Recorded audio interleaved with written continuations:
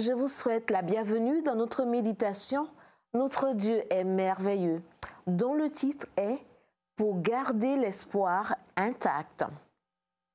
Car moi, j'ai reçu du Seigneur ce que je vous ai transmis. Le Seigneur Jésus, dans la nuit où il fut livré, prit du pain et, après avoir rendu grâce, le rompit et dit « Ceci est mon corps qui est pour vous. Faites ceci en mémoire de moi. » 1 Corinthiens 11, versets 23 à 24. Auschwitz, un camp de concentration, de travaux forcés et d'extermination où plus d'1 million de personnes, principalement des Juifs, ont été sauvagement assassinés par les nazis pendant la Seconde Guerre mondiale. Qui parmi les rares personnes qui sont sorties vivantes penserait un jour à retourner dans ce camp de la mort? Dans ce livre « Garder l'espoir intact », Lewis Medes raconte l'histoire d'un homme qui, en compagnie de ses petits-enfants, a visité à l'occasion ce qui était autrefois le tristement célèbre camp de concentration. Il y avait subi toutes sortes d'humiliations.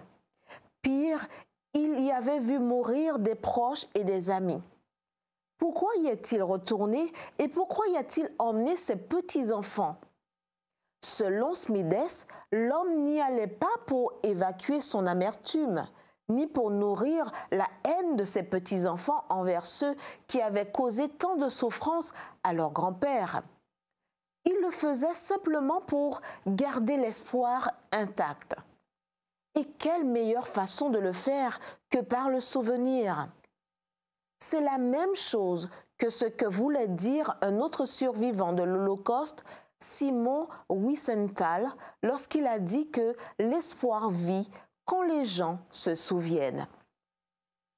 Cet homme revenait à Auschwitz, écrit Smedes, pour montrer à ses petits-enfants le miracle de la survie.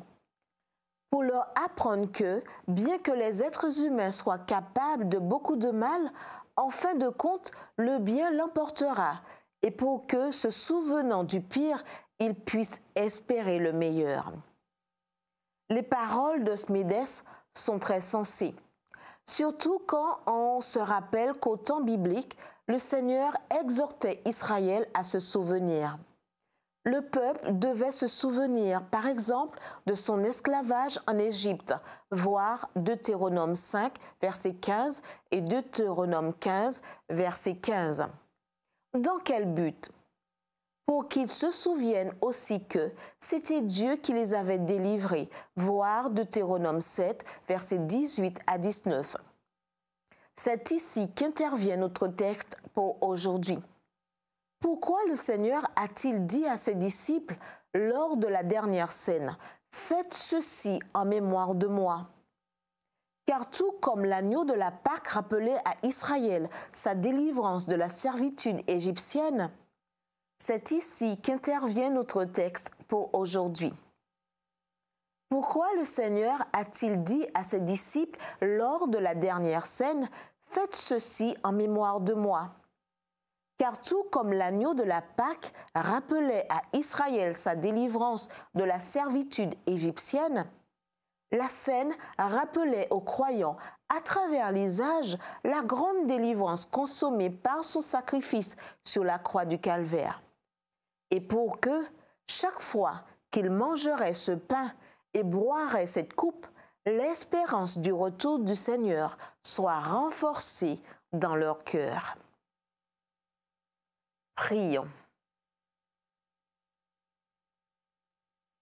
Seigneur Jésus, alors que je me rappelle aujourd'hui combien tu as souffert pour me sauver, je prie pour que l'espérance de ton retour soit renforcée dans mon cœur. Aide-moi non seulement à espérer, mais aussi à annoncer aux autres ce glorieux événement. En ton nom. Amen.